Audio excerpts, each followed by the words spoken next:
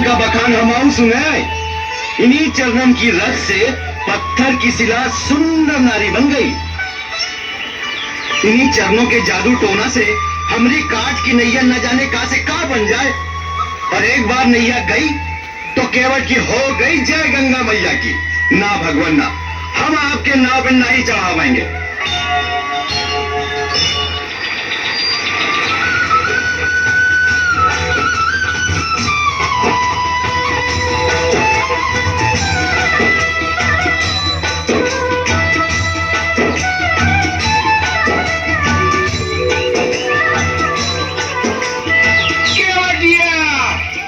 शीघ्र आओ।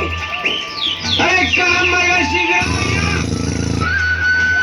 अरे यार देखो क्या हुआ है। अरे भाई जाओ शीघ्र आप देखो यहाँ क्या हुआ है।